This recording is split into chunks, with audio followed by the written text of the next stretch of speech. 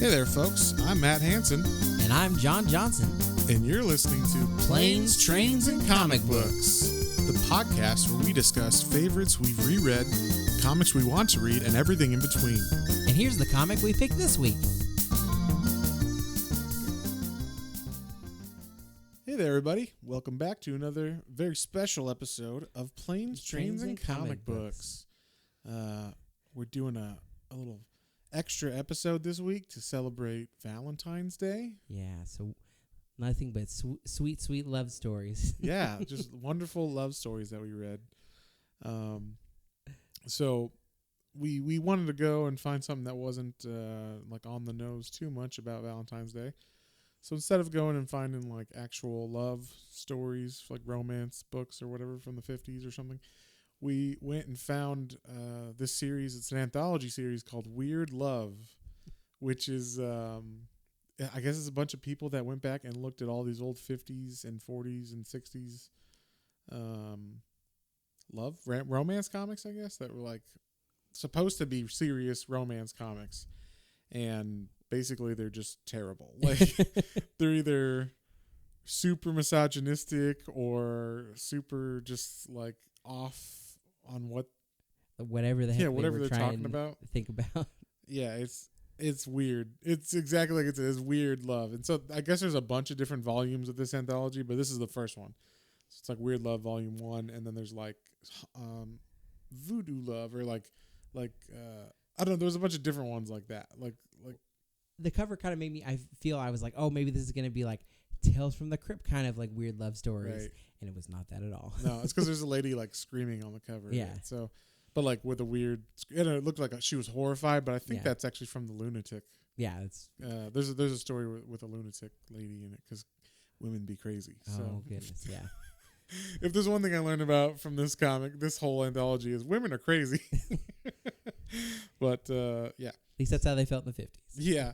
So because this is an anthology, we're not going to go through like every issue, but what we're going to do is we're going to go and like we each picked 3 issues so that like we can go through like a good chunk of them. So that way, you know, you get a good feel for it, but it's not like quite like it's not going to take too long. And also we don't have to memorize like 15 different storylines. Yeah, basically we picked out the ones that we liked the most because how completely ridiculous they were, how old-timey they were, and out of date, obviously, the ideas were. Yeah. So I guess I'll go first. I actually picked technically 4, but there was 2 issues in there that were just, or 2 comics that were just 1 page. So one of them is called Love. And it's just called Love. It's got the peace sign. It's got the L. It's very like, this one was obviously written in the 70s. Yeah, 71 it says. So it starts off, there's 2 people dancing very much in love on a dance floor. And they're like, you know, beloved, I love you so much. You know, that's what the guy says. And she's like, oh, I like you very much, John. So you're like, wait, what? Then some guy comes up and is like, Laura, I haven't seen you in so long. And John, the guy she's with, is like, back off. I'm her fella. Like, you know, she's my lady. And then Laura's like, John, that's my friend. His name's Dan. He's just a good friend. And he's like, well, you're my girl, Laura, and I'm not going to let you see anybody. And she's like, no one bothered me except you, John. And then she like leaves. She's like, I'll find someone else to take me home, which is a big jump from the first issue or the first, you know, panel of this, which is like, you're my beloved. And she's like, you know, she was like, I like you. So she's not into him nearly as much. But then the best panel is the last panel where after she walks away, she's like, I'm going to find someone to take me home. It's like, women, you can't trust any of them. She wasn't worthy of me anyhow, which is like, you know, just a fantastic way for a guy to think about himself, how awesome he is, and how, you know, a lady that, you know, might not like an asshole who doesn't want her to talk to other people and is super jealous. You know, he just thinks he's awesome, and he, you know, she's crazy. She's You can't trust any women. You know, it seems very much like the incel kind of thing. Or like, oh yeah, women should. I'm so great for them, and they should all just automatically love and do what I want. Yeah. Do you think they like and only talk to me? Do you think they read that comic before they write their like posts on wherever they write stuff, Stormfront or something? But yeah, and then so it's like it's a super. I mean, why would you think that's romantic? And then I read it like a couple times. It's just called love. Yeah, and it's like has nothing to do with love, other than maybe he's in love and she's not. Like she's playing him. I was trying to figure out what the point of this comic was. Did I just read it wrong, or was it actually like how I read it the first time? Because at first I was like, well, maybe, because she says I like you. Maybe it's like her being like not into him, but he's not seeing it. But it doesn't seem like that. It seems like, well, I mean, she says I like you very much or whatever, but the fact that he freaks out so much because like some dude named Dan says hi, I think it's saying like if she was really into him, she would never talk to Dan, so it's kind of like a weird thing. Like if a woman really loves you, she'll never talk to anybody else that's of the opposite sex, or it's like the fuck. So, and I just love that. Like it's like women, you can't trust them. You can't trust those women. So. And then the other one-page comic was one that was really weird. This one is from 1952, so it kind of has that like, the style of it is like old Captain Marvel, or you might know him as Shazam. Like that style of artwork, kind of. I almost thought it was the same guy as those, but it's not. But it's like it's called About Face, and this is about. Girls, you best watch what you wear because we've been staring at your asses. And, you got to make sure your back face looks as good as your front face so that when we stare at either, we're happy. Basically, it even says the first line of this is, which girl looks more interesting? And there's a picture of two girls walking away from a guy who's like leering, side-eyeing them. And, says, which girl looks more interesting from the rear? The neat one, of course. And the funny thing is, both of them look the same to me. I don't know. I mean, I don't know what they were trying to go for, but I guess there's one in a yellow dress and her back, like her butt, and when we say dress, I'm talking like calf height dress, so it's pretty long dress. Hers is like flatter, and the other one's got a little more ripple in it. I'm like, are that supposed to be like wrinkles, or I guess it's supposed to be. I don't know. But yeah, it's basically like, here's what it says. There's like a narrator on this and the characters. The narrator is kind of like one of those 50s, like, this is how we do it, Tommy. This is how meat's made, or what, like very much an instructional video about like the aircraft is, so like this, it says, the narrator says, most of you realize the importance of a first impression and do what you can to put your best face forward, but don't neglect your back view. Your escort often follows you down the aisle, or his eyes are on you when you leave the room. So, about face to your mirror. So, ladies, gotta keep that ass game. Apparently. Yeah, because, even back then, we're looking front view and rear view. All right. So, but yeah, and then so the comic is basically like this girl going to get like her going to a job interview, or she's at her job, and it's just like her being like, oh, I'm late, and she puts on a skirt that she wore yesterday, and then she gets to work and her boss is like, she always looks like she's coming apart at the seams, like, because she has a wrinkly dress. To which I'm like, I've never even thought, like, I've never looked at someone's clothes unless, I've never looked at someone's clothes and been like, wow, that's wrinkled. Because I don't give a fuck if you wear wrinkly clothes or not. It's weird. And then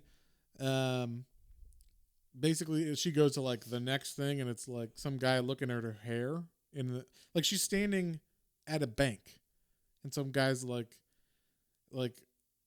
checking her out, and then I think the narrator's saying, "Your hairline is open to many a critical eye.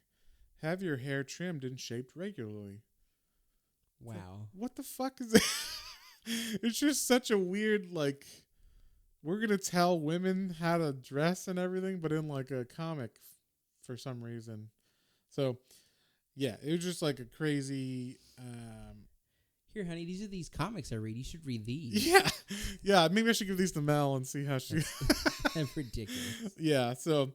one of the other great lines in this, at the very beginning, after that whole, like, narration chunk I read, another narration is, "Think about your walk.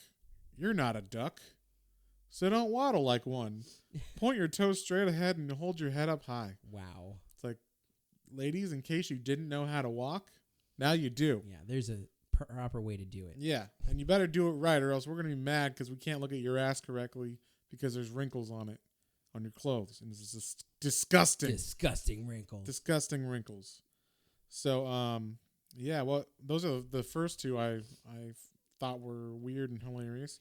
What'd you go with, John, for your first one? There were a couple of little ones. There was a whole panel on, like, Ronald Reagan, the sex superstar. Sex symbol? Sex symbol from, obviously, this is before presidency. This is when he was an actor. Like, yeah, he was like a football player in high school, and then he did like DJ radio, and then he became an actor, and oh man, isn't it just great to see Ronald Reagan? Well, would you like a jelly bean?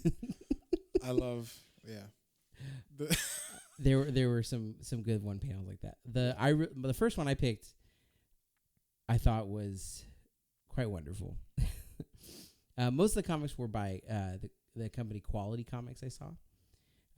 This first one was called "I Fell for a Commie" from 1953. Nice. So you already know where this is going. Yeah, those goddamn commies. Those commies. It starts out, it's like, "Listen to my story and think twice." So it's another like narrator. This is all like what are those called? Those like weed. What's that weed movie? The Madness. Reefer Madness. Reefer Madness. Oh yeah, exactly. Where it's like, it's a tale. Listen to my tale of woe about most reefer of these were. They had like heed my warning, like, or else you will have, and it's like the title of the comic, and then it goes into it, and that's what it is. So this girl is going to apply for a job, and basically they go. She and a friend, they go to the state employment office. And the main character's name is Gladys, and her friend is Ruth. Wonderful names that you just don't hear anymore. My grandma's name was Ruth, and her best friend was Gladys. I thought that was kind of funny. Anyway, so they're standing in line, and this guy comes in smoking a cigarette, saying he came back from the war, and now you got to stand in line to pick a job. This is ridiculous. I fought for this damn country. So he's like talking about how shitty this is, and he looks over at Gladys and he's like, "Man, look at this girl. She's all worn out and tired just for trying to find some work so she can eat." And this guy's like, "Whoa, do not pull me into your mess, sir." It's like, listen here, buddy. Yeah, so the people at the employment office like call the cops, and they usher the guy out, and I guess he has a friend there with him, and Gladys and her friend, they're like, "You gotta go too." And she's like, "Why? I'm not with these people." Okay, so I read. I mean, we read all of these together. So I do know this comic, but the weird. So the dude that's yelling originally, that's like, "We need a union about blah blah blah" or whatever. He's an ugly looking motherfucker. But the guy that's with him, that's like, "Hey now" or whatever. He is like a very clean cut, blonde hair, blue eyed man. That's like also in this, because she's at first like, this is weird, but she sees him and she's like, I'm okay with that. So. Yeah. So the cops come in and is like saying to go, and the second guy, the nice looking man, apologizes for his friend, and he's like, "I'm sorry. He's had a little drink, I guess, too, and I apologize." And his name is Tom. So nice strong name. Yeah, very strong name. He patches things up and helps her go back in, and she finds a job, and they come back out, and that was fast. It was very fast, and it was so fast that they also ended up like kissing there too. Like, "Oh, thanks." That was the thing in all of these comics. Like instant either marriage proposal or kissing. Like, I love you. I get they're all short stories, but they were all very much like, whoa. Yeah, well, it doesn't always happen like that. Yeah. They kiss and they're like, well, we should really get to know each other and be sure of each other before we, really take this further. And like I said, so everything kind of moves fast in the short comics. So the next few days, it shows them kind of like a merry-go-round of happiness, and their love's growing, obviously. Like they look like they're going strong, but Tom kind of has like a little nervous, like worried look on his face sometimes too.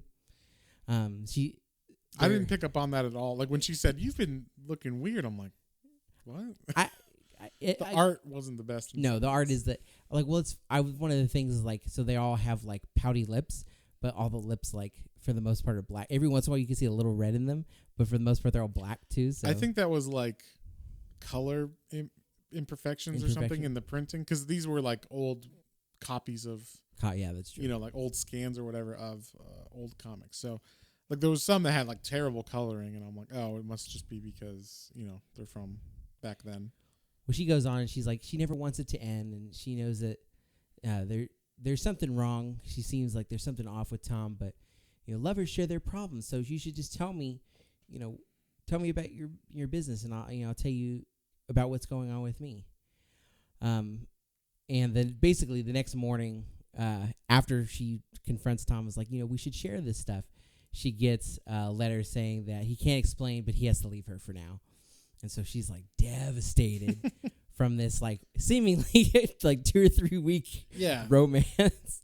And it says just basically for 4 weeks she like wanders aimlessly through an empty, lonesome world. As you would if Tom left you, John. Yeah.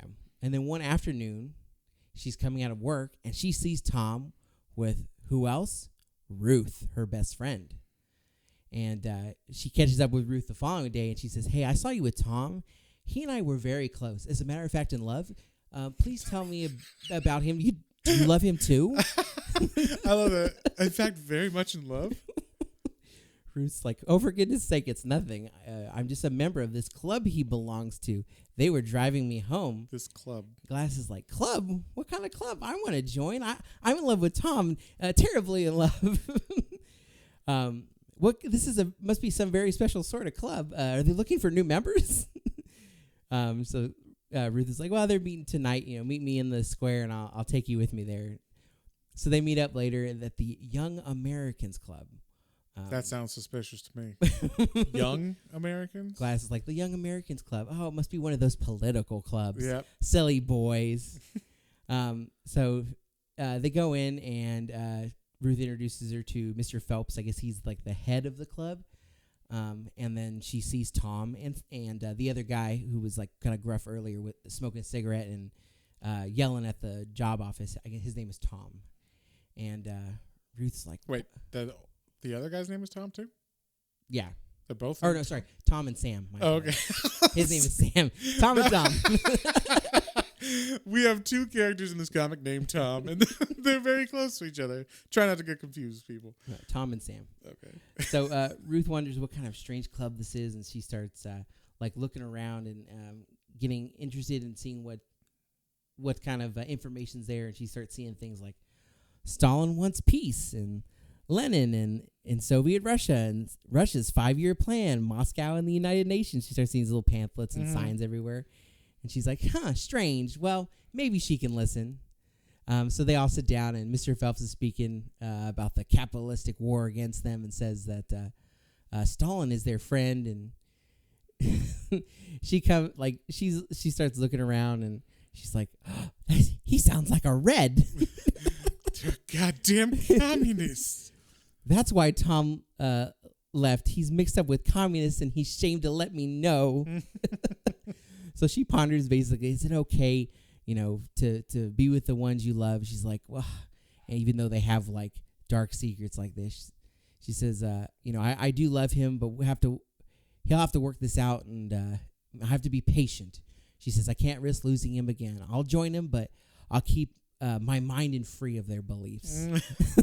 I'll be a good American and don't listen to any of their commie beliefs. Yeah. So Tom's like, you know, you don't have to stay around and do this. He's trying to like persuade her, like it's not something you have to do. Like it's good to see you, forcing you to do but this. I'm not forcing you. And she's like, no, it's okay. I want to hear. And so Mr. Phelps, the head guy, is like, well, okay, let's get you into basically the beginners club. Yeah. Start you out at level 1. Here's the writings of Lenin, Marx, and Stalin. Like, just study this. Did Stalin write a lot? I don't know. think I've ever read a book by Stalin. I don't think I have either. He wrote the 5-year plan. That's what he did. She's like, and so she takes it and she's like reading it. And she's like, oh, it's fantastic. And she's like, oh, it really can't do any harm to do this. You know, though I'll just play along so I don't look foolish. Oh, she's putting on. Yeah. Okay. Yeah, because she was just happy to be with Tom basically. And Tom still like they have a moment afterwards. He's like, I want to tell you some stuff, and I want to tell you all about it. And she's kind of stops and is like, hush, it isn't serious. It's okay. It's courageous of you to even, you know, put up with some of these things going on. But, you know, I'm here for you, and nothing can taint our love. Mm-hmm. So basically they're going for a little bit and shows them go back, and like Phelps is like discussing their indoctrination basically. But she doesn't feel right about what they're talking about. She's obviously like, we shouldn't talk about the government that way. And Tom's attitude is kind of frightening her a little bit. And she's just not sure. She says, you don't really know if, you know, if this is right, but she has to stay strong because she loves Tom. So her and Tom are talking after one night. She's like, well, wasn't really that into politics. But I never really understood what this was all about. But Tom's like, well, it's okay because I don't want you to be influenced here. You know, it's okay.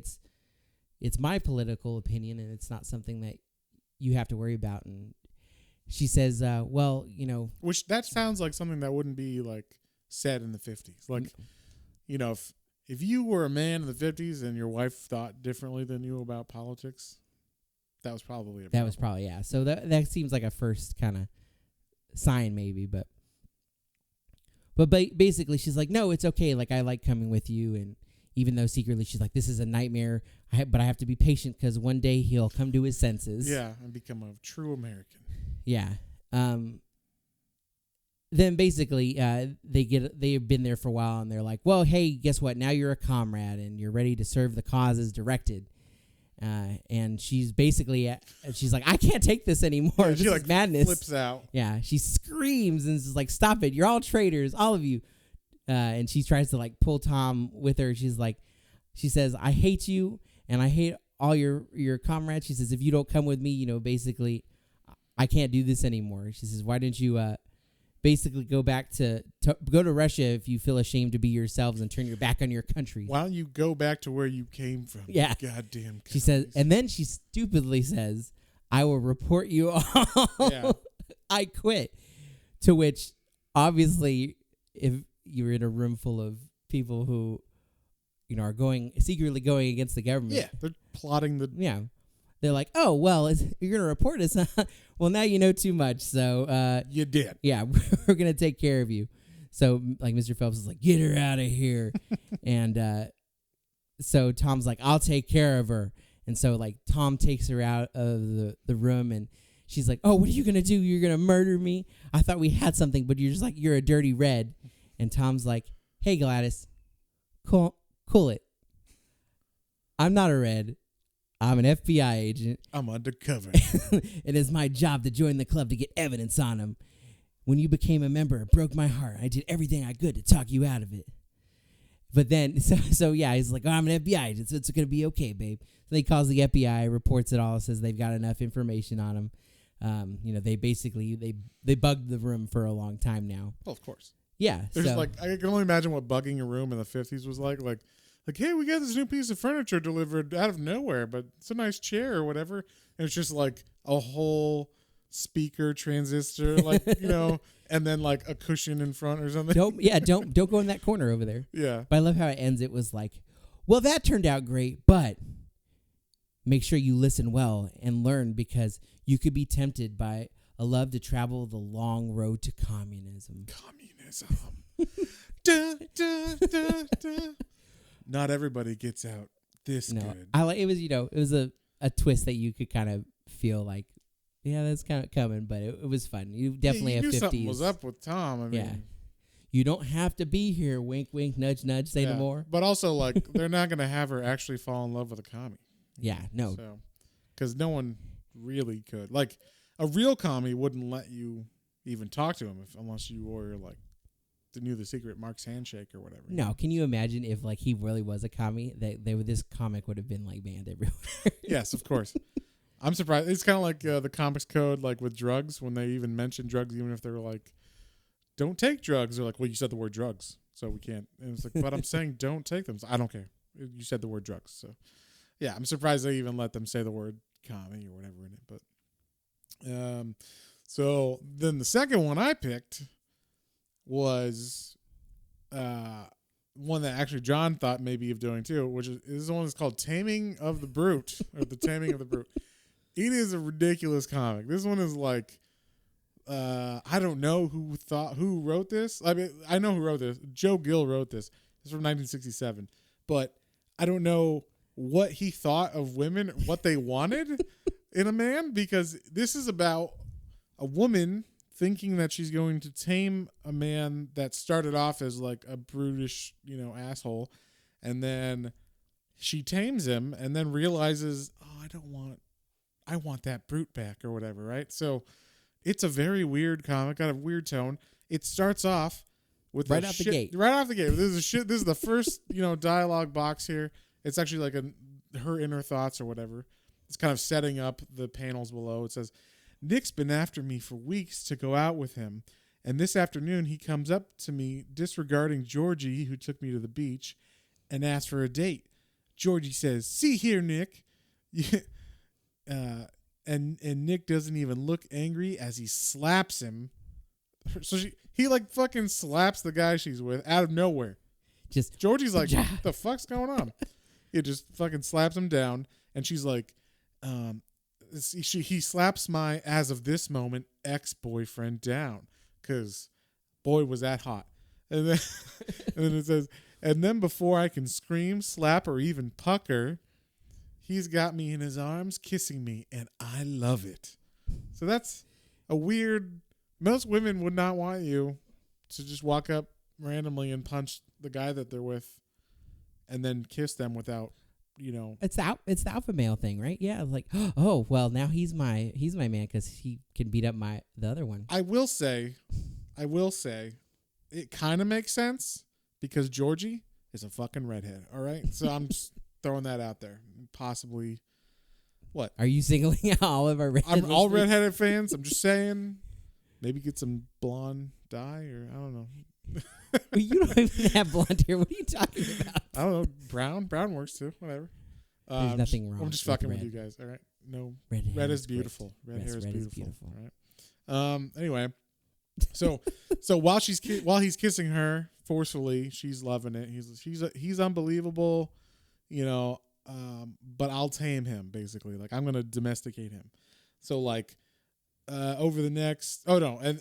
So this is also amazing. So the next couple panels, he's like, why don't you come out and swim with me? We're gonna go hang out.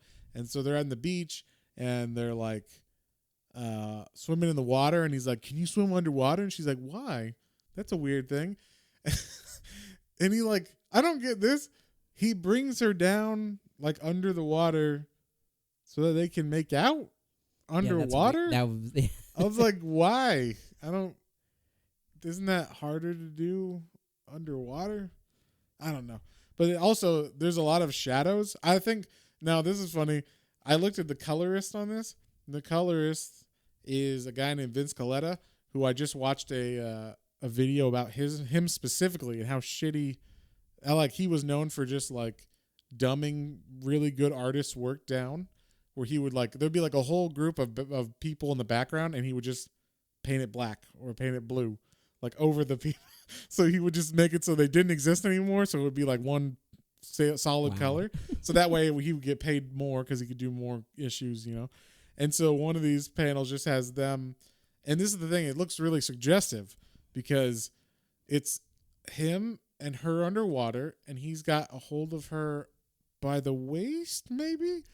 But the way that the shadows are, because they're blacked out, it kind of looks like he's doing something else to her under the water.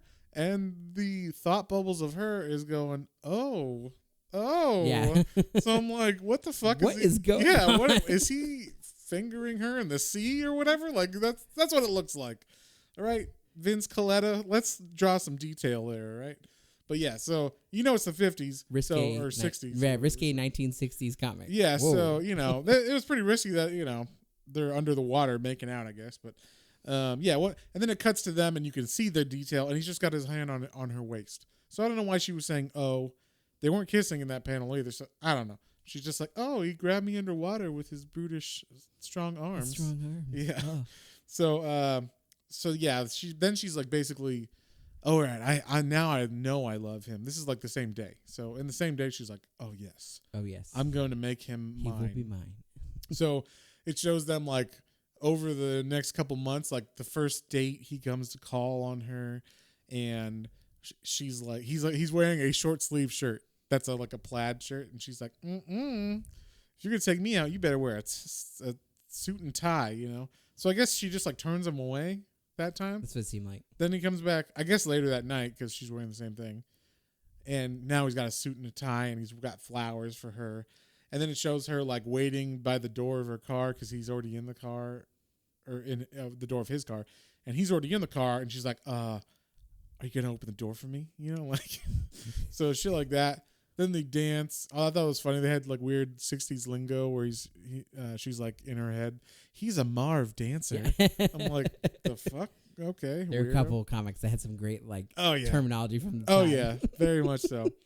So then like they're eating dinner, then they're in a car, and it was weird because like she says when they're in the car, I don't know if they were implying that like he wanted to make out or something more, or I don't know. I think so. But it says like,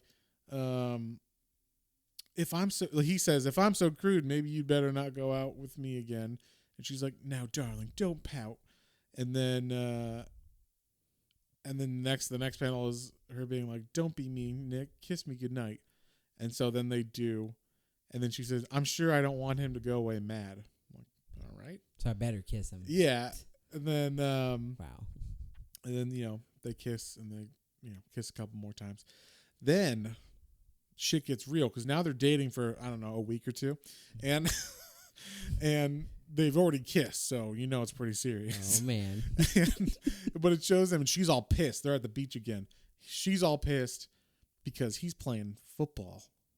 More like like the room football. Yeah, like playing catch on the beach. We're throwing a ball between each other. Football. We're playing the football. But yeah, so she's all mad. Like, this isn't a date. This is him, like this man child playing with his friend. So she's like, give me your keys to your car. Like, I'm gonna go back to my place, and then you figure out a way to come back home or come pick me up. Like, I'm sick of this shit. And he's the kind of like, why is she being like that or whatever? And then it cuts to her like that night, and it says, she's thinking in her head as she's like lying there, Nick was so angry. I thought he was going to hit me. What? Yeah. First off, the panel before didn't show him mad at all. And then like, why would you jump to like him hitting? If that's an option in your head, probably not a great relationship to get in. That deep in. So, but he, good luck. He didn't hit her. And what he actually did, he comes over and he proposes. So it went from he might hit me to he's proposing and I accept. So they get married. He wanted to go to Miami for their honeymoon, and she's like, no, you dumb. And we're going to Paris. She even chose his best man. Oh yeah. Because, and he looks so miserable in all these panels after they get married. He's just like, brr, like, yeah. I'm mad because she's telling me everything. Like, even they're on the plane going to Paris, and the stewardess is like, or whatever they're called now. I don't know. Stewardess is fine, I guess. It's a lady, and it's I don't know, someone who gives you shit on the plane. Airline attendant. There you go. That's what I was thinking. And she's like, "Can I get you anything, Mr. Mastros?" And he's like, "Nothing, thank you." And she's like, "That's my boy." Like, what the fuck? Why can't I get some water on the goddamn plane? You will be trained and trained well. Yeah. So then, like, it's him back at their house, and he's vacuuming, and he looks sad. And they have friends over, and he's got an apron on, like a half apron. Yeah. I don't know, like a maid's apron or something. And he's got a pot of coffee. He's like, "Hey guys, you want some coffee?" And they're like, "What's he doing? He's serving us coffee like a woman. What is this?" Like, you got him trained really good. Yeah. And like the friend was like, "Oh, he's like a timid lamb now." Yeah. So yeah, and then basically because of that, because the girls are talking and the girlfriend is like said he was like a little lamb, she's like, "What have I done? Like, I don't want a lamb, I want a brute."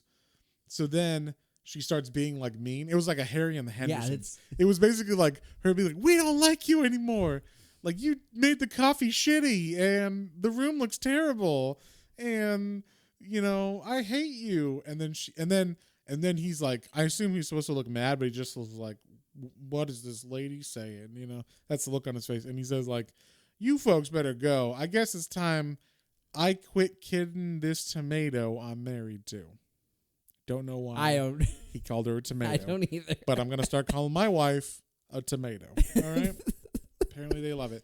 Then this is the best panel. Because as a modern comics reader, this would mean something else until it cuts back. But so the next panel is them walking out. The friends. And they're like, they just hear slap, slap, slap. And you're like, "Oh my God, is he like beating her?" And it cuts back, and he is, but he's spanking her. But the one friend's like, "I hope she is getting." Oh yeah. So the girlfriend is like, why that brute is, as she hears the slapping, and then the guy's like, "I hope to heaven he is hitting her." So it's like a super weird, especially if you didn't know what was going on in the next panel. Like, I wish the page break was there, so you have to flip the page to see what's going on. But it was actually like right next to it, so you would be like, "Oh, he's not physically hitting her in the face or whatever," but he's actually got her bent over his knee, and he's like spanking her, and she says, this is her thoughts: "I asked for it and I got it, but I certainly didn't expect it to be this painful." And it's supposed to be like a playful line.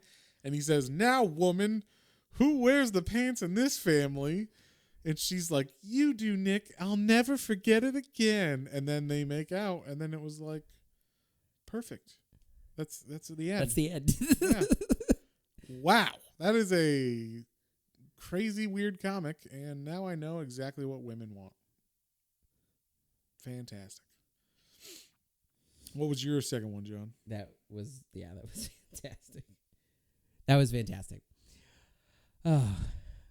Okay, so there were some other good ones, man. There was like the escort girl one was really interesting. That was weird. There's weird. A lot of weird ones where the stories were just like, where the fuck is this going? Yeah, Slave to Despair was interesting. But you know what? I think this was my favorite one though. The Bosco Plays Matchmaker. Oh man. It starts out, there's like the little like above the, like I said, a lot of these are like tune in this week for this, love can come to a boy and girl in many ways, but none would be the wiser when Bosco plays matchmaker. And who's Bosco? John? Bosco? Bosco's a bear. Looks like kind of like a grizzly bear just sitting in a zoo. He reminded me of there's a scene where like there's a bear in The Simpsons, and they're like, "It's this bear," and he's like, and he's got like dead eyes or whatever. It just made me laugh. It looks kind of like him. It was pretty good. So so there's a bear and a man and woman are like, the cover is like the bear sitting there all kind of like on his butt like, "Whoo," and a man and a woman in like their wedding gowns throwing a bouquet over into the bear. So this bear's sitting there. He's in the Bronx Zoo. He's like a big fuzzy old bear, they say. he can't talk obviously, but they give him internal like dialogue every once in a while in this comic. That was kind of fun too. I'm a bear. Yeah. Oh. He's like it's like the first one. He's like, oh man, like this nice that these people came out to see me, but I can't wait till May. That's my favorite. Love that May. So then it shows this woman. Her name's Mary. She goes over to see him. She's been before. She says she's standing there looking at him. She's like, oh, he's lonely, just like me. I wish I knew somebody in New York. I'm so lonely. And then it shows another panel of a guy coming up to look at the bear. His name is Pete. And he's gazing at the bear too. And he's like, oh, man, I wish I knew somebody. I'm so lonely too. I wonder what will happen, John. Love works in mysterious ways. When Bosco.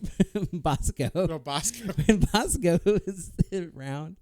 So it shows her. It goes to like the next day, and the girl works at a hosiery counter. Is that what I think it is? A hosiery counter? It's like pantyhose. Oh, that's not what I thought it was. It's just this old lady returning like pantyhose with this big rip in it. She's like, oh, you can't return that, ma'am. It's like, oh, I need to speak to your manager. Yeah, your old ass was in these. Yeah, so. and then it shows Pete's a mechanic, and he's just like, oh, another day, work. I'm lonely and sad. Like, just like both their mundane jobs or whatever. Yeah. They both have dreams of falling in love. And one day, they're at the zoo, and they both happen to like walk up to the cage to look at Bosco at the same time. And the one thing I really liked about this comic is the ridiculousness of the zoo. So they're standing there, and then they're like throwing like peanuts and food over to the bear. Oh yeah, like it's like a '50s zoo where you just like throw shit at the bear. Hey bear, look at me, bear. Do something, bear. Yeah. I said, look at me.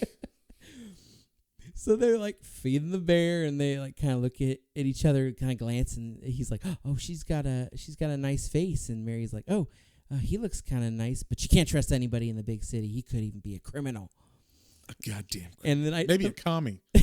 Maybe. And then I love the panel of the bear. It shows the bear doing like a quick like double take at both of them, like, "Uh-oh, I think I know what's going on here." Bosco's gonna play matchmaker. So the guy,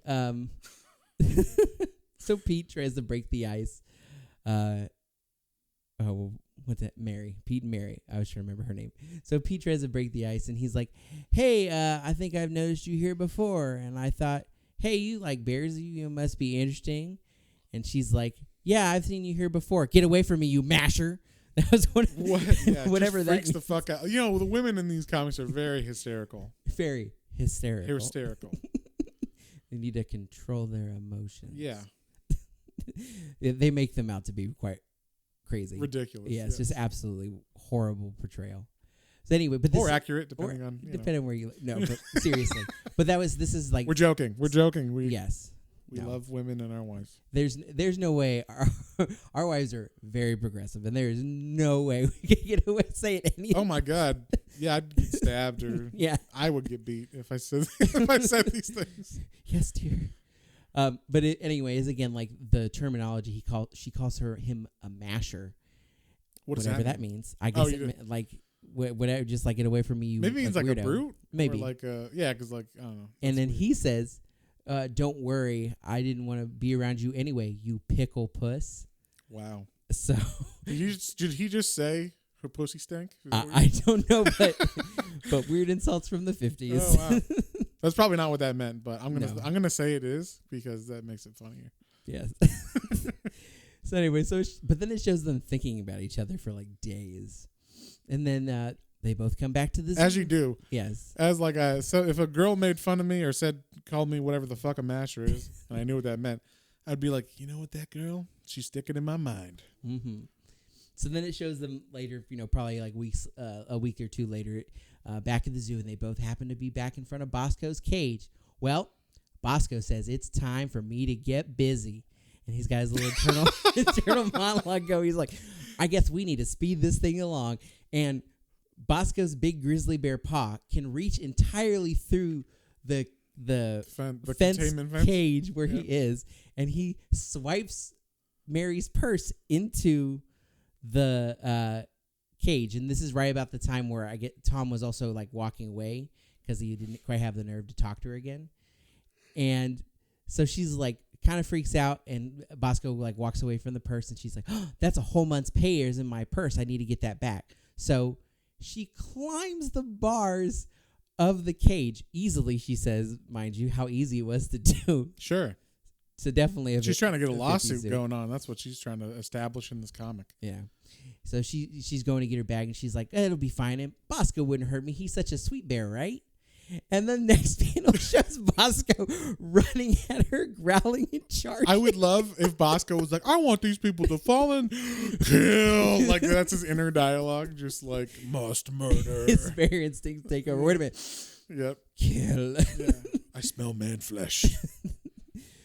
So, yeah, basically, Tom's like, oh, goodness. And he hears her, like, yelling. And he doesn't know how she got in there, but he kind of jumps over into the cage and tries to distract Bosco. And Bosco looks away. And they have a little... Bosco's got a little, like, I guess, rock wall thing he can kind of climb onto.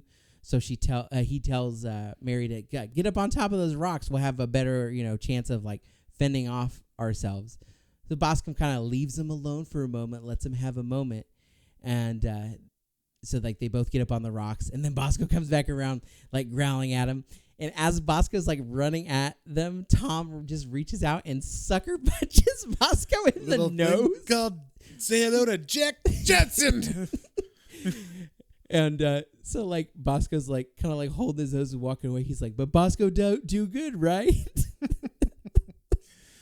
And so then it shows him checking on Mary, and they're both standing up on the top of the rocks together. And then it goes to the next panel of a guide, like, walking people through the zoo. And they're like, and over here you'll see, whoa, that's not something you see all the time. And the bear is sitting there in the front, kind of like acting all, loopy from getting hit, obviously.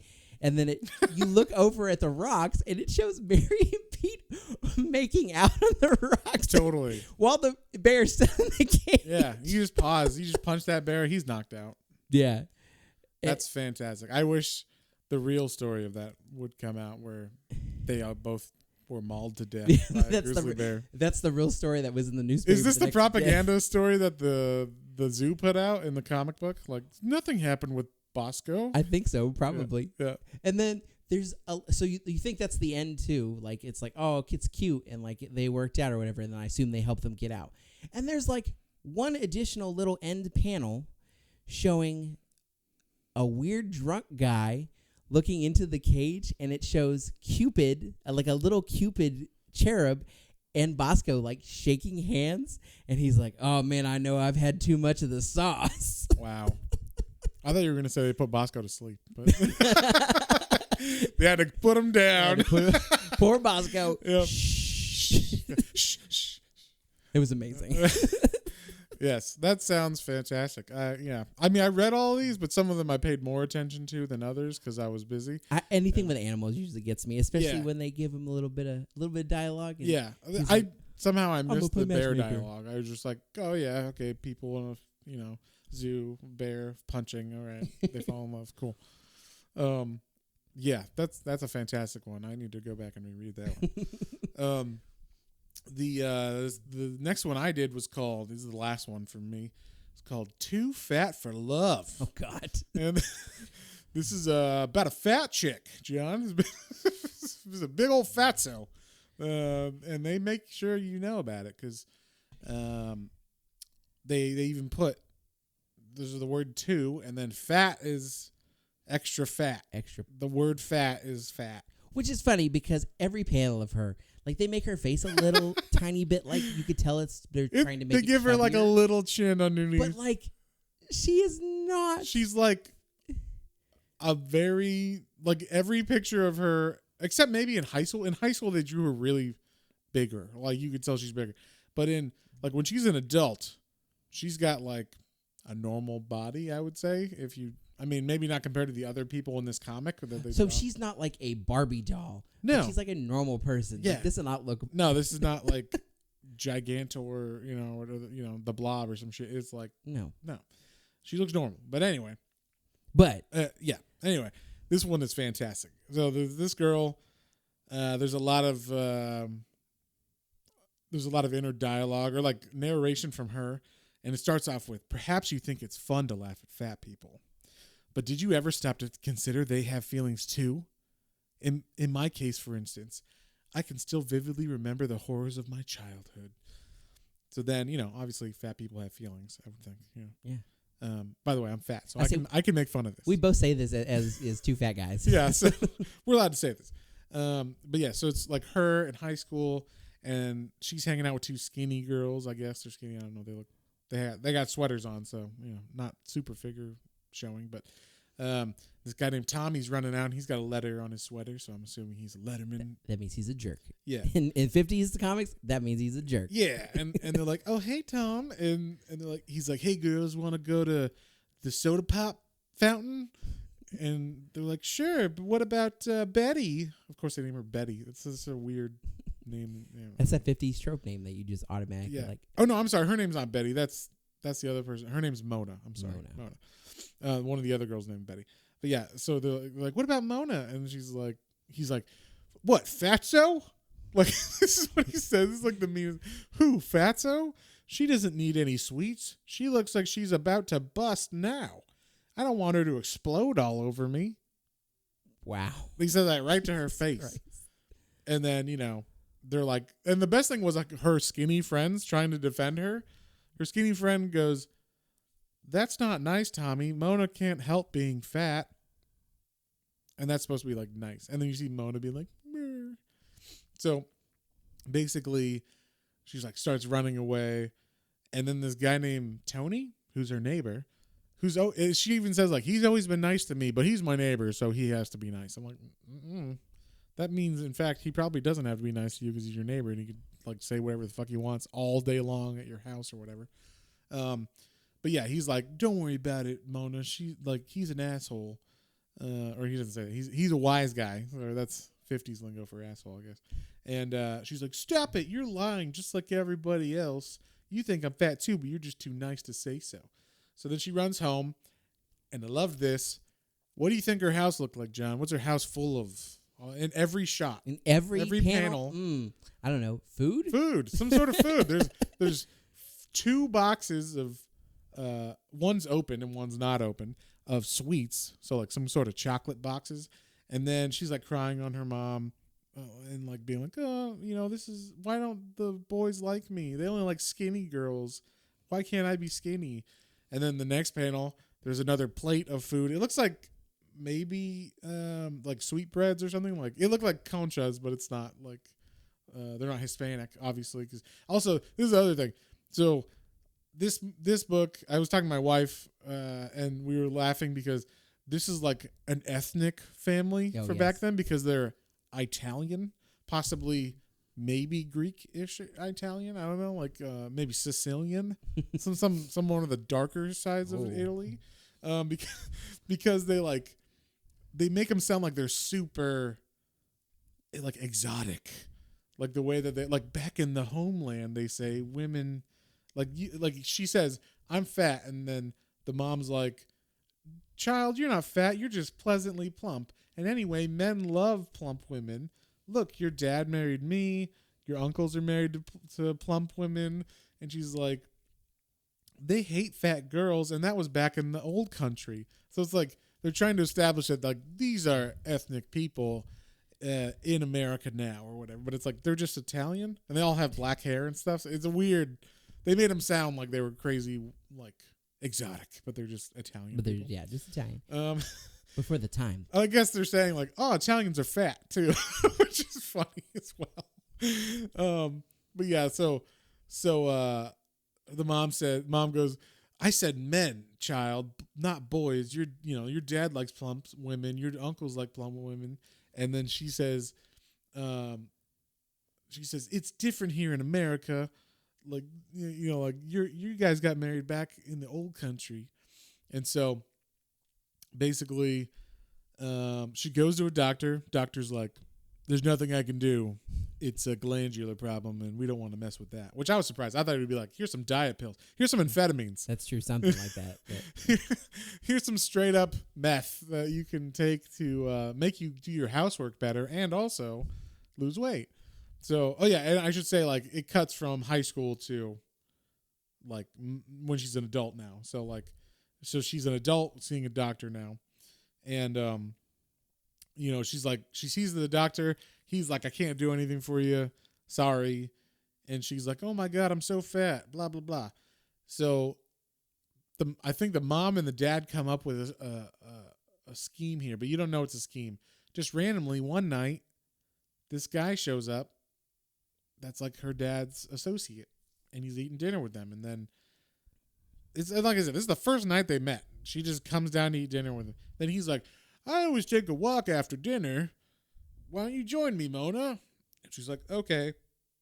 So they go walk, and they're on a bridge, and he's like, the only reason I asked him to invite me out tonight was so I could meet you. I fell in love with your picture on his desk. And then she's like very like self-deprecating. So she's like, no, Gene, don't say things you couldn't mean. And he's like, I know it's sudden, Mona, but I mean it. I fell in love with your picture, and I've fallen in love with you. This is really like meeting. Maybe 2 hours within meeting each other. And she's like, oh, Gene, I. And then I assume they kiss or something because he's like, darling, Mona, darling. And she's like, Gene, oh my goodness. He said, I'll make you so happy, Mona, darling. I swear I will. Let's get married soon. He proposes to her within like 2 hours of meeting her and eating dinner. And then, she comes home and her dad's like, yeah, he's a great guy. After 2 hours of meeting my daughter. And so he's just happy. Look, for her whole life, he's just like, I'm just happy that she's going to get taken. Finally, Fatso gets out of the house. Something, I mean. So, yeah. So, then it shows like him and Mona getting like, more acquainted. They're on dates and people are making fun of her. And I guess these are maybe people from high school because they're like, do my eyes see me or is that Mona the mountain with a man? And then some guy that she's talking to says, it's a miracle it's a miracle of some sort. Or maybe this guy is blind. This Jesus. It's just like super fucked up. And then like she's like, do you hear what they're saying about me? Because they're saying it apparently full volume like next to her. So they like have no care about her feelings or anything. And then she's like, do you hear what they're saying about me, Gene? And he's like, don't pay any attention, babe. You're with me, and that's all that matters. And so she's like, oh, Gene, and then cuts to, let's see, maybe a couple of weeks later or, a week later. Let's just say 4 days later because, this comic everything is going fast. Yeah. And Mona's visiting this is where you find out Mona's dad runs a candy factory. Huh. Coincidence? I think not. So they're just like, yeah, it's in her genes, but also she's fucking eating candy all the time. Honey, you got to test this one. Yeah. You got to test our new flavors, all right? The whole box. All right, cool. So she's like, oh, where's my dad? I got to give him his lunch or something. And, by the way, her last name is Caccio. That's how I know she's Italian because they're like, made sure everybody gets to know that her name's Caccio. So you're like, okay, Italian name. Perfect. So she goes back. And she's like, Dad, you forgot your... And she sees him talking to Gene. And Gene's like, I don't care what we agreed. I want you to make me a partner before I marry Mona, not after. How do I know you won't change your mind? So, like, basically... He's like, I want a piece of your fucking candy empire, old man. And I got to marry your fat daughter for it. And I want it now if I got to, like, kiss this cow again, basically. He didn't say any of that. I just made that up. But, But, basically. That's basically what he said. And she, hears and she runs out, freaks out. Rightfully so. Yeah. And then she runs home. She's like, shows her like, I didn't care what was going to happen to me. And she's just walking through traffic, like stone faced, just like, what? And people were like, that girl could have been killed. Like, and some truck driver's like, watch it where you're going, lady. And, so she walks in and she's like, I can't believe what you did, Dad. Leave me alone. There's nothing to say at all. And oh yeah.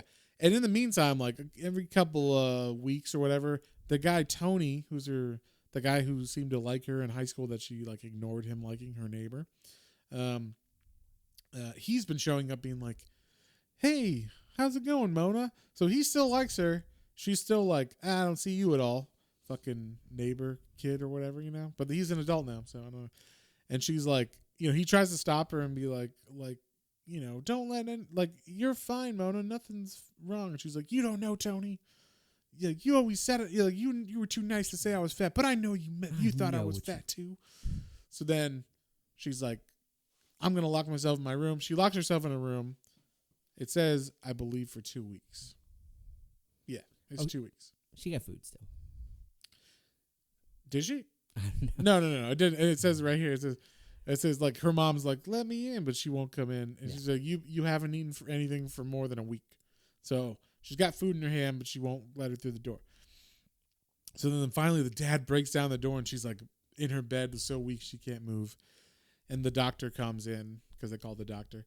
And she's like, your daughter is weak from malnutrition right now, Miss Caccio, but I think she'll be all right. That is, if she takes care of herself. She's had a severe shock. And I don't know why. But then Tony comes in and he's like, the mom's like, you got to listen to what Tony says. And Tony's like, I've always loved you, Mona, but you would never let me tell you. I don't care if you're fat, skinny, short, or tall. I'm in love with you. Try to understand that. Then she tries to deny it again because, she can't believe someone would love her. And she's like, my dad asked you to say that. And he's like, no, he didn't. And this is also, no, he didn't. Or your father didn't ask me to say anything, Mona. It's my own idea. It's been my idea since we were kids together. I knew that someday I would ask you to marry me. And now I'm asking you, will you, darling, please? While she's sick and... Yeah, she's sick. And also, I will say this. The drawing of her has gotten a little less chinny, if you know what I mean. Like, they made her start to look a little bit thinner.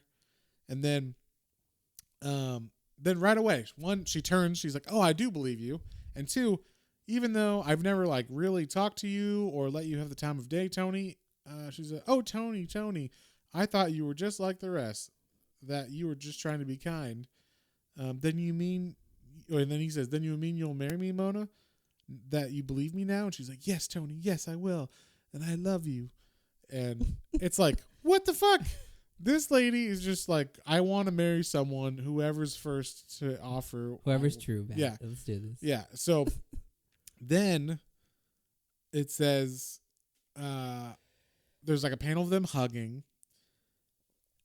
And then it says, once again, I feel like living, but even more so when I got out of bed, even more so when I got out of bed, for I discovered that my fat had rolled away and I was slim. It was the greatest of miracles. So there you go, ladies. To lose all your fat, just don't eat anything. Don't eat for a week. For a little more than a week and a half.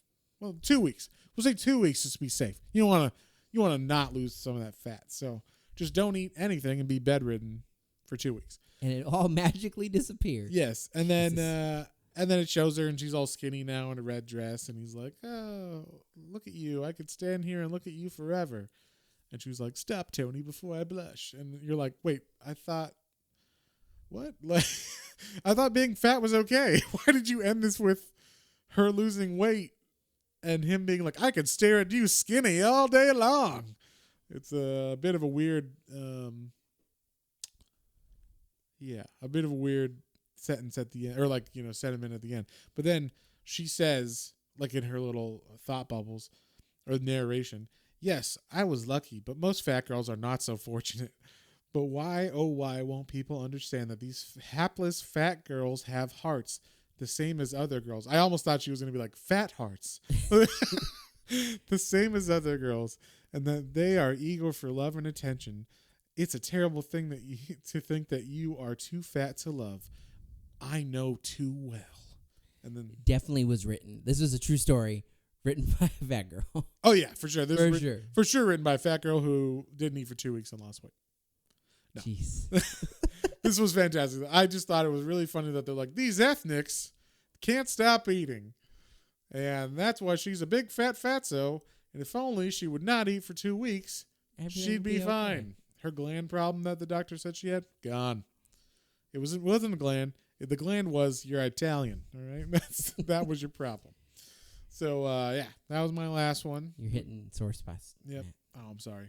We're both Italian. I'm allowed to say that. I'm more Italian than you. How dare you? You don't know. So there were some other good ones. There was one called Mini Musco. It was like how mini skirts are like. Oh, I almost did that one. That one was kind of. That one was fantastic. Yeah, it was basically like how men can't concentrate out at work because women are wearing mini skirts. These mini skirts now. Oh man, we can see those legs. But the next one that I really enjoyed was the romantic secret. Weep, clown, weep. It very much felt like it was going to be like a like an artsy. I thought it was going to be like an artsy one. Yeah. And it was interesting. So it's 1952. This is by Mark Swayze. Any relation to Patrick? Or? So there's a panel, and this guy has got normal kind of a black comb back, greased hair, and then like really detailed like clown makeup on. And then I like that he didn't look at all. He just looked like a dude. He looked like he was a member of the Insane Clown Posse. He just looked like a normal guy, and then he had clown makeup on his face. Yeah. There was no like rubber nose or anything, or like he extra paint on his face. He had like clown shoes sometimes and some panels, and then like a clown like a one piece kind of getup. But he rarely even had a hat. You just saw like his black hair. Yeah, he looked like a clown that either was, like I said, either it's a guy going to an Insane Clown Posse concert, or it's a clown that forgot like half of his costume. Yeah. So basically, it shows him standing there, and he's talking to this girl, and she's like, why don't you just grow up? And she's like kind of degrading him. It's like, I think I wanted to marry this guy, and who could basically love a clown? Yeah.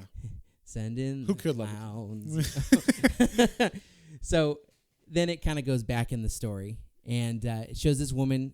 She goes in for a job interview at the circus because as you do. Yeah. But she wants to get into entertainment. She said entertainment business. So where else would she start? What the fuck? Go to Hollywood. Why would you go to a circus? So she goes to the circus, and she's there to meet Miss Elizabeth Howell.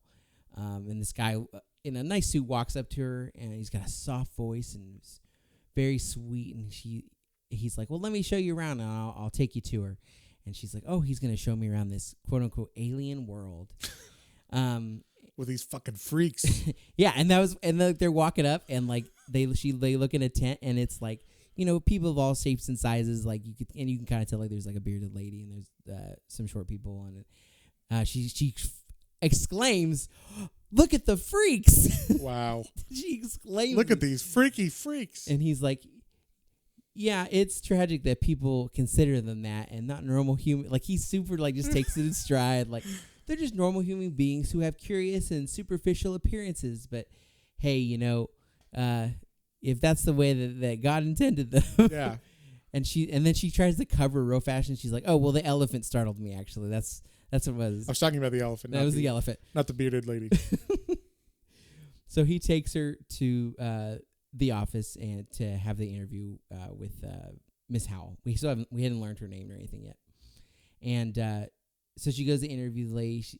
She's I guess the secretary for the zoo or whatever. She says she wants to get a publicity job in like entertainment, and so they hire her. They're like, okay, good, you got the skills or whatever. So then it shows her walking around, kind of meeting people, and then she runs into that guy again. She said she got the job, and they're like, oh, cool. Well, let me help you like really meet everybody then. So he takes her to like breakfast, and there's like a huge like line of all the circus people there, and she's just kind of like taken aback. And so they're kind of talking a little bit about like, what goes on in the circus and like what you'll be doing. And she's like, he seems nice, but there's something different about him. I can't put my finger on it. Is it the paint on all of He doesn't have paint on his face okay. at this point. He's just in his nice suit. Gotcha. With his slicked back hair. That's the only main thing that it's the same guy is because of the slicked back hair. And then so she's like, my name's Janie. And basically like she's getting ready to leave. She's like, hey, what's your name? He says, oh, my name's Ben.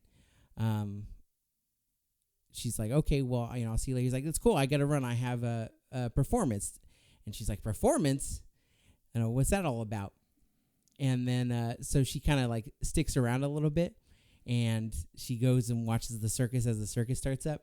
And there, so there's a big crowd of people, and she's kind of standing in one of the front rows of the people, and there's all these clowns start coming out and walking by and acting funny, and some of the people are laughing like, oh, look at those clowns, it's so funny. And she's like, oh, I wish those wobbly-legged silly clowns would move along. God, they're so annoying, basically. Those goddamn clowns. And and then she notices, she says, hey, that one performer looks familiar. He's a juggalo. And then she realizes, and she's dumbfounded. She's like, oh, he's got a double identity. He's one of those clown people. He's a double. No, he's the same guy. He's the same. He just is also a clown. It's not like he's Superman or some shit.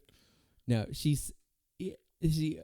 basically, so like he walks up to her afterwards, and like he sees her again, and like her happy face turns into a frown because she doesn't care for the foolishness of clowns and the childish antics. She finds it ridiculous. I think we all hate clowns, John. Right? Yes. Yeah. But not for like this is a different reason. Come on now. I don't know. They're pretty dumb. Just kidding. I love clowns. He says he really wants her to stick around and have a good night, and she says, "Well, I can't be, I can't be seen with you like that." So he's like, "Okay." So he goes to take off his makeup and whatnot, and when he walks back out, then she's like, "Oh, hey Ben, it's you. Like everything's okay." Wow. And like I'm ready to have a good time, and then they kiss because that's what you do. Once right he doesn't away. have his creepy clown juggalo makeup on, you can kiss him. Yeah, she says she can't take them dressed up, but when he gets clean with his suit, then it's okay. So she's like, well, maybe I can forgive the clown thing. It is kind of idiotic and whatnot. But maybe I can forgive it. I mean, she wants to work here too. Yeah, I don't understand why she's being really superficial. Yeah, it's really horrible. She's like, I want a job here, but look at that fucking clown. What a loser for being a clown. Also, I want to be a secretary for clowns or whatever. Yeah. So yeah, and then like when he's not in makeup, she's like, "Oh man, you got me wrapped around your little finger." Like I'm totally like you. So they go out to a party at it looks like Ben's friend's place, and like they're all laughing, having a good time, and then they ask him for an impromptu performance because all of his friends know he's a clown, and she's like, "Oh Ben, please don't." He's like, "Oh, it's just for a little fun, basically." He pulls out a makeup kit. He says, he's just got some. That would be annoying. His clown stuff with him. He just has a bag full of clown shit. Just like, I'm ready. Basically. So like he gets a little bit on and like starts doing like funny stuff, and she's like, "Oh, they're laughing at me." She's like, they know, they're not really laughing at him. They're laughing at me for being with him. Just super like over the top about this. Whoa. This lady is cuckoo. So yeah, so she basically goes, and as they're going and leaving, he says, "Oh no, why would you do it on a night like tonight? I intended to ask you to marry me." After having, again, probably knowing each other for maybe a couple days, of a week at max. At max. And that carny life, though, you got to move fast, She says, "How can anyone take you seriously? I wouldn't consider marrying you until you find something better for yourself. Some kind of job, not this clowning around thing." Basically, yeah, this clown thing is too much. I'm a clown manager. I can't believe he does this by his own choice. So then they don't see each other. They're still both working there, obviously, but they don't see each other for a couple days. And then he comes by the office one day where she's working. He's like, "Hey, guess what? I took a job at the commissary. I'm dropping being a clown." She's like, "Oh, thank goodness." Inside, like, "Oh, maybe we can be together again." Then it goes like kind of like several weeks going by, and like, okay, like they've been going out or whatever, and everything's fine. And then she's walking by the tent one day with the lady that she interviewed with, and they kind of look in, and she can't believe it. He's in there dressed up like a clown, making people laugh. So she like bursts in. She's like, "I can't believe it. You don't care about me. All you care about are these cheap thrills.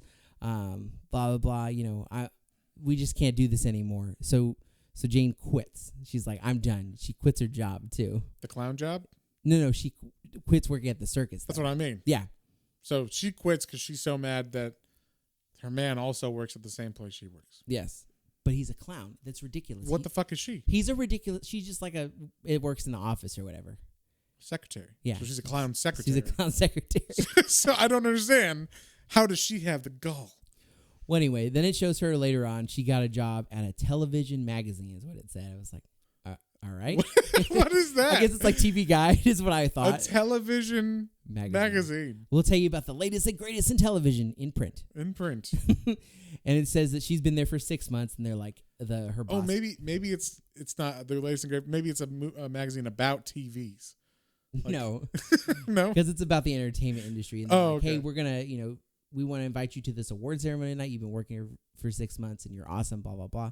So they go out to this award ceremony, and they get dressed up and they're going out, and they get there and they're sitting down and they're giving out awards, and they're like, and the next award is given to the sensational clown of the circus. And it's some humanitarian. What? I don't know. It's some humanitarian award that's gifted to. And they're like going on. It's like the sensitive entertainer who benefits all kinds and brought laughter to children and adults. They're just gleeful. Performance touches the human heart. Blah blah yada yada. And then she realizes, like, she sees that it's Ben, and she's like, oh my goodness. And then she basically has a change of heart in that moment. She's like, oh, everyone's okay with him being a clown. Why am I the only one who has a problem with this? Wow. And he won an award, so well, that's what matters. Yeah. Yeah. He's a prestigious clown now. So.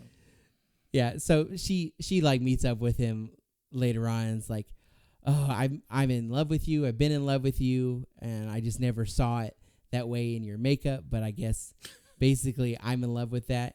And then it shows them embrace and kiss in the clown makeup. Nice. So she's okay with it now. Did she put on clown makeup too? I mean, I assume that when she pulled away from it, she had, the same mask. That would be amazing. A full painted she kisses face. and then it pulls away. And she's got a big white mustache, like a goatee and a mustache around her face. That'd be fantastic. So yeah, that I assume that the take of that one is like, it's be okay with, if you really love someone, be okay with whatever they want to do with their lives and support them. Right, but do that from the beginning when you first meet them. Don't treat them like shit, and then like change of heart when they get some success at whatever they're doing. That's the weird thing, is like the whole point of that is to, like you said, like you shouldn't judge book by its cover or whatever, or like you shouldn't judge people based on what they do. And then but the message of that actually is, it's okay to judge someone unless they are successful at what they do, successful. and then it's okay. Oh well, I guess yeah. Oh, I was so silly to do that. Yeah. So so many of these were great. There were some other ones like about a guy that like worked with some woman he worked with, and he's like he had to fire her, and then there was like the gangster one. Yeah, this is one of the best like anthologies if you got some time to kill. Like they are all old comics, so some of them are very wordy. Some are very wordy. Some of them are a little hard to get to because of that, because there's so many words on each panel. But if you got some time and you want to read some funny, fucked up, weird 50s and 60s comics, check these out. Yes. So yeah, that's Weird Love Volume 1. Yes. Yeah. And like I said, there's a bunch more of these. They're all called different things. I can't remember what the other ones are called, but they're all similar, like Fearsome Love, or weird stuff where it's like love stories, but they're about gangsters, or they're about whatever. So but they're all funny generally. So what would you rate this anthology, John? As an anthology, for the like getting to look back on it, and I mean obviously most of the art was quite terrible. I mean, it's like 50s art, but like you said, some of it obviously was scanned. So I mean I take some of that in consideration, but still wasn't wonderful. But I mean, the Bosco one brings it up an extra step for me. So I would probably give this just as a fun read, different from anything we've read so far, for sure. I'd probably give it a 6. It was fun. I give this a 6 too. It was a straight fun, like some of them at first I was like, oh, I don't care about this, but then as they went on, they went way crazy. They took some like you expect like. These are going to be like, so again, I thought going to this like, oh, it's going to be Tales from the Crypt. And it wasn't that. It was much more like that, like goofy 50s, 60s stuff. I'm like, okay. Yeah. And then even some of them still took that extra turn. I was Yeah. like, what the fuck? Yeah, like the spanking of Yeah. her or whatever. Like shit like that. I'm like, what the fuck? So yeah, weird stuff like that. Pretty fun to read. Very shocking, but in a fun way. Yeah. And you get to see how far we've come in Yes. society. So yeah, we both give it a 6. I hope all of you have a fantastic Valentine's Day.